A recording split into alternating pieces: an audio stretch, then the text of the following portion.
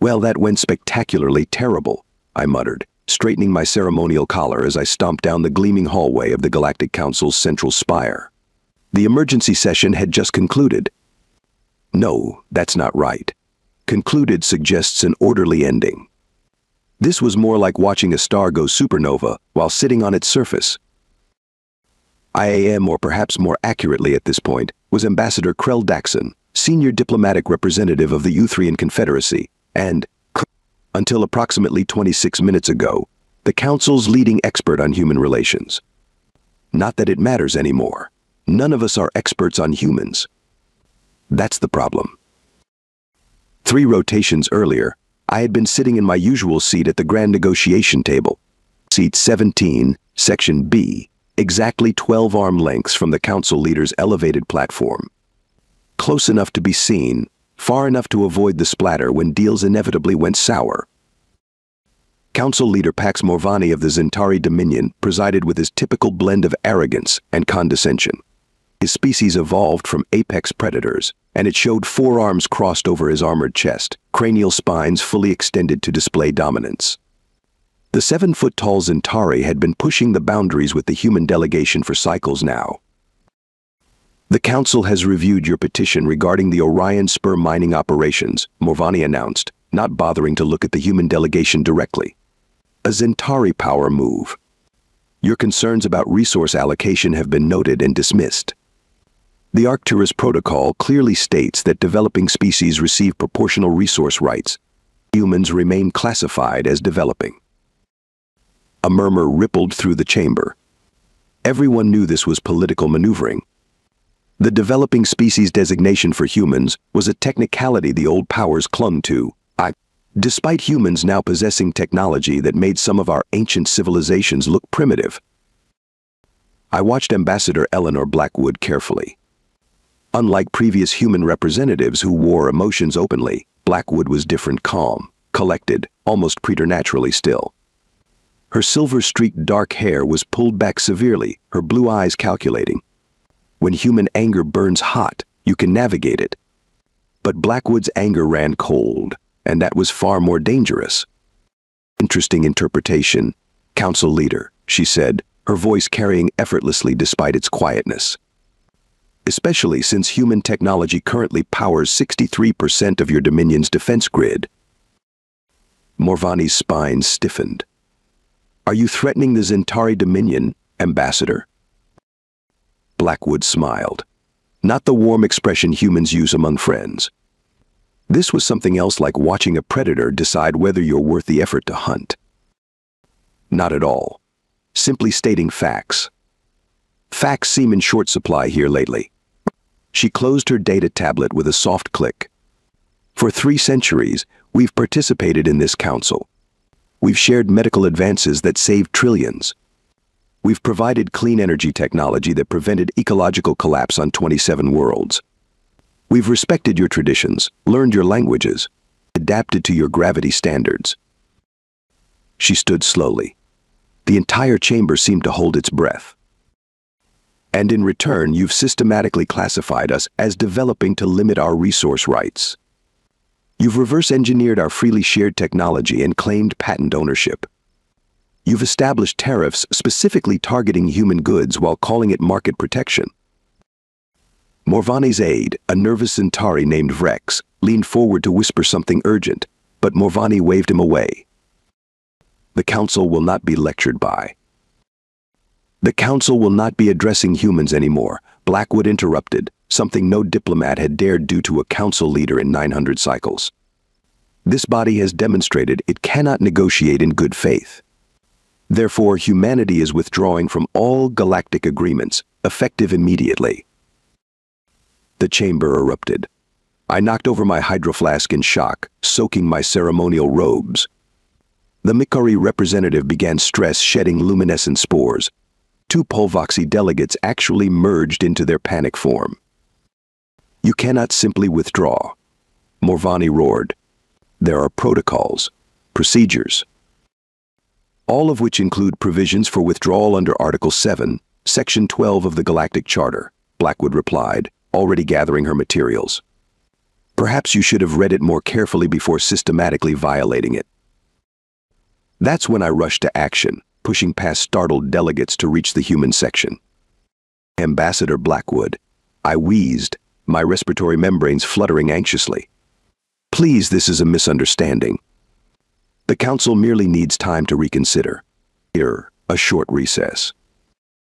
We've given you 300 years of recesses, Ambassador Daxon. There was something like pity in her eyes. Time's up. The entire human delegation stood in perfect unison, a synchronized movement that sent a chill through the chamber. As they reached the grand doors, Blackwood turned back to the stunned assembly. We'll see ourselves out, she said quietly. Good luck. Those 4 words carried more menace than any threat I'd heard in centuries of diplomacy. After they left, I spent 16 straight hours in emergency meetings. I called in favors from 7 different species. I drafted 9 alternative resource proposals. I even contacted my old Academy rival, now heading Galactic Intelligence, begging for insight into human intentions. They're actually doing it, Krell, she told me, using my personal name, a sign of how dire the situation was. All human ships are returning to their space. Diplomatic outposts are being shut down. They've initiated the withdrawal protocols for every single treaty. But they can't just leave, I protested. The galactic economy would collapse. Security arrangements would fall apart. There would be chaos. She gave me a long look through the holoprojection. That sounds like our problem now, doesn't it? Not theirs. As the reality sank in, I realized the most terrifying aspect wasn't that humans were leaving. It was that they didn't seem to care what happened to the rest of us once they were gone. The council chambers behind me erupted in panicked shouting.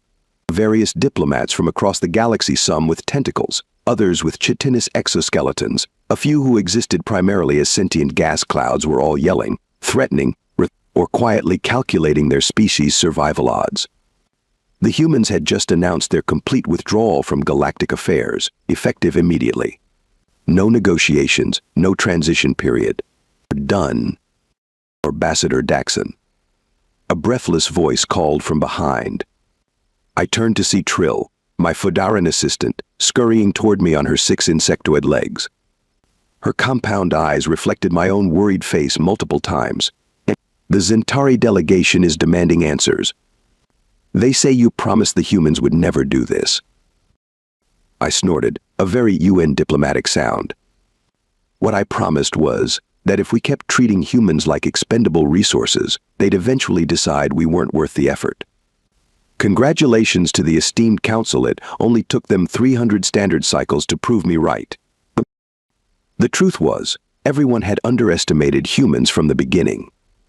When their primitive ships first stumbled into our galactic community, they seemed like just another bipedal curiosity.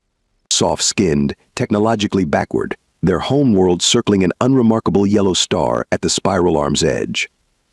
The Zentari classified them as pre-ascendant, a polite term for mostly harmless, potentially useful labor.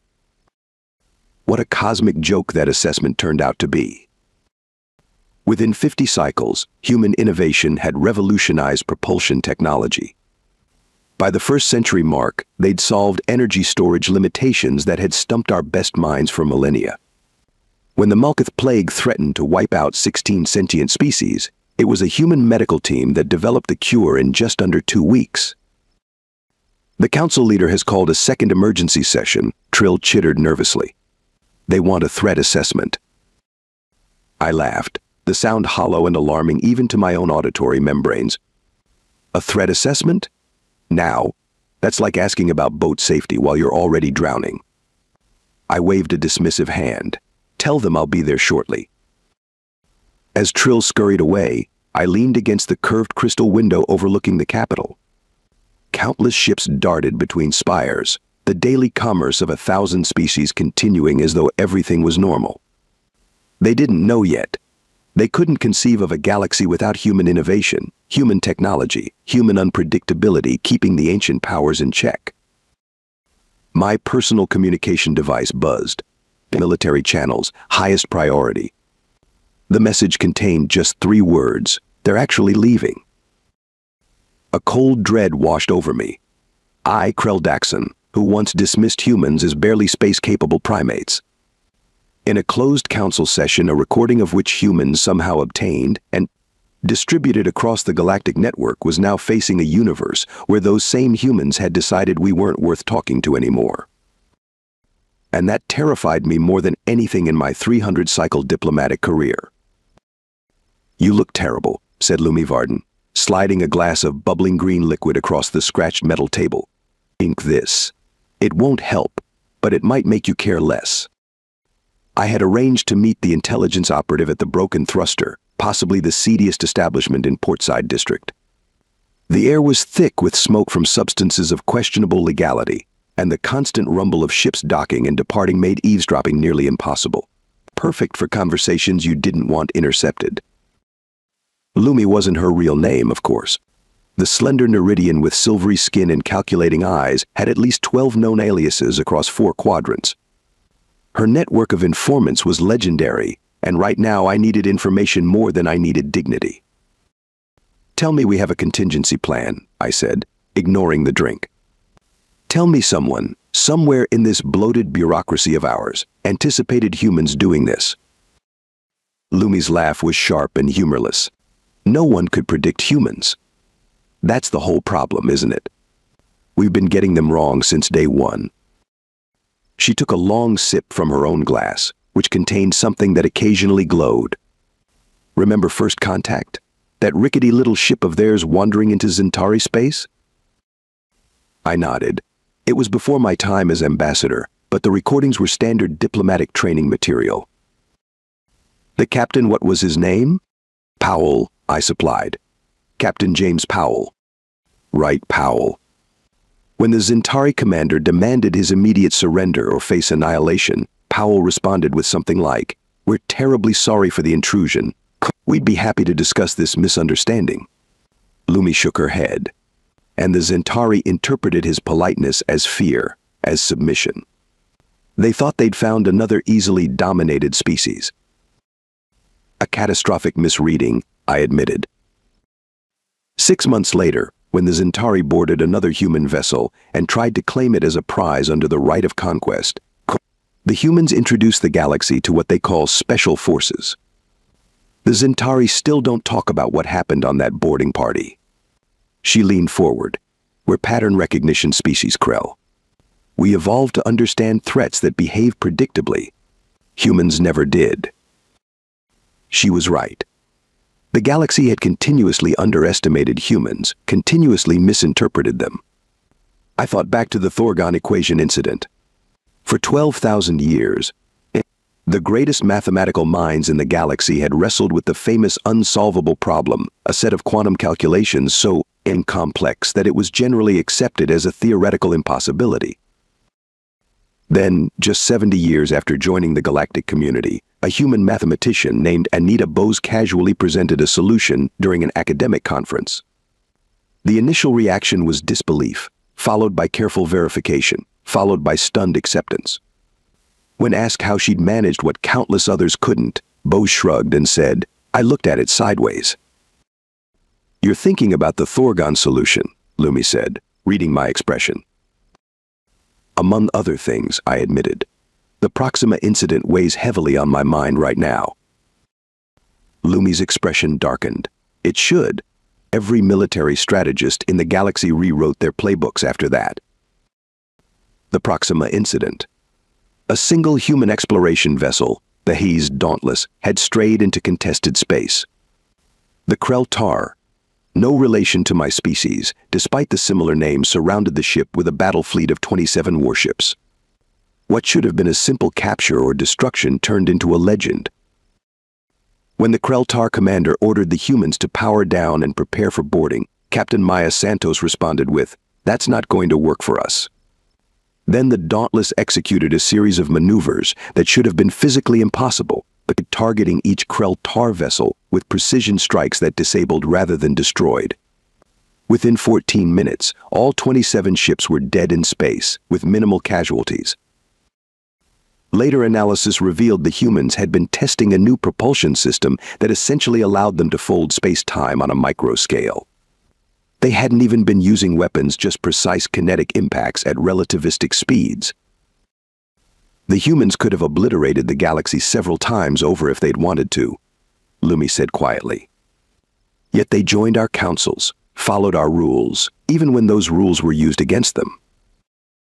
I downed the green liquid in one gulp, immediately regretting it as fire spread through my 3 stomachs. And now they're leaving us to our own devices. That's what worries me, Krell. Lumi's eyes reflected the dim bar lights like mirrors. We never understood why they stayed. So how can we possibly understand what it means that they're leaving? Interstellar News Network emergency broadcast, 3 days after the council session. Markets across 17 sectors have suspended trading following unprecedented crashes. The Galactic Exchange has lost 46% of its value in just 72 hours as investors panic over human withdrawal. Many major corporations heavily dependent on human technology partnerships have seen their valuations collapse entirely. I switched off the broadcast and stared out the viewport of my diplomatic shuttle. We were passing the Artaxian Nebula, once a dead zone of radiation, until humans developed the pulse shield technology that allowed safe passage. Now hundreds of ships were backed up at the nebula's edge, afraid to enter. Nobody trusted the shields would keep working without human maintenance. Ambassador, incoming communication from Premier Nazix, my pilot called. I sighed. Nazix was the 6th planetary leader to call in the past hour. Put him through. The Valerian Premier's face appeared, his eye stalks twitching erratically, a sign of extreme agitation in his species. Ambassador Daxon. Is it true? The humans are shutting down the medical satellites? I'm afraid so, Premier. They're recalling all their technology. But our entire pandemic prevention network runs on human biofilters. Millions will die if... They've provided a 6-month operational window and basic maintenance instructions, I assured him, though I knew the instructions would be nearly impossible for Valerian technicians to implement. I suggest your people start working on alternatives immediately. After ending the call, I received a priority alert from my aide. An emergency meeting of the Galactic Defense Council had been called. Switching course, I arrived at the heavily fortified station to find it in chaos. Defense Minister Torm Brell, a usually stoic Caraxian, was shouting at his staff.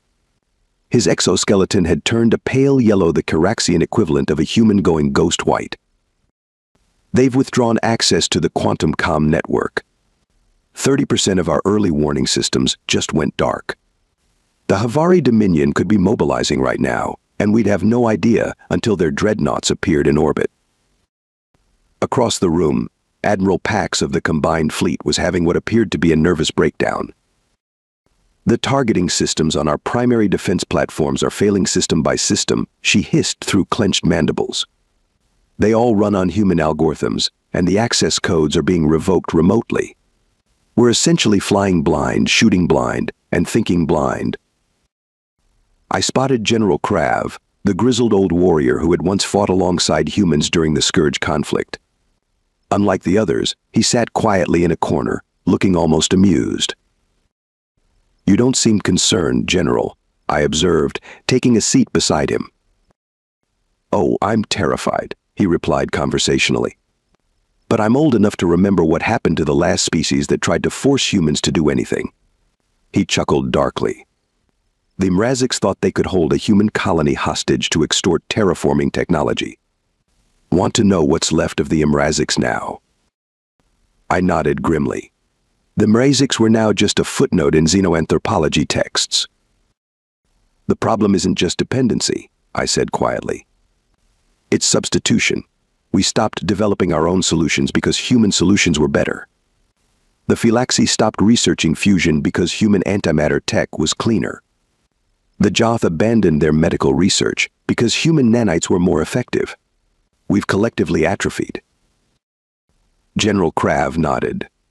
And now our crutch is walking away. A junior aide rushed up to me, panic in his eyes. Ambassador. The humans have just shut down the gravity stabilizers on Proxima Station. 40,000 beings are being evacuated. As the station around us erupted in fresh panic, I felt a cold realization settle into my core. This wasn't just an economic crisis or a military disadvantage. This was an extinction-level event playing out in slow motion. For 3 centuries, thousands of worlds had built their civilizations on top of human innovation, like someone building a house on borrowed land. Now the owner was taking the land back, and our house of cards was already beginning to collapse. What do we do? The aide asked me, eyes pleading for reassurance. I had none to give. We pray, I said simply. We pray the humans decide we're worth coming back for. They're all moving, every single one, simultaneously. The monitoring officer's voice cracked as he reported to the emergency council session. His tentacles trembled as he manipulated the holographic display, showing thousands of blinking lights converging on a single point. Every human ship, from every corner of the galaxy, began returning to their home system exactly 26 hours ago. Military vessels, civilian transports, research craft, mining operations, all of them. The coordination is perfect. I watched Council Leader Morvani's face darken. Perfect coordination across thousands of light years without using the quantum communication network they'd just shut down. Which meant the humans had another, superior communication technology they'd never shared with us. How long until they're all back in Sol's system? Someone asked. That's the thing, the officer replied, his voice dropping to a whisper. The fastest ships should take weeks to return from the outer territories. But they're all moving at speeds we've never recorded before. Some appear to be traveling at over 300 times standard FTL velocities. A stunned silence fell over the chamber. 300 times faster than our fastest ships. It was inconceivable. Monitoring estimates all human vessels will have reached Sol within 72 hours. As the council descended into panicked debate, my personal communicator buzzed. A message from Trill, Embassy District. Now.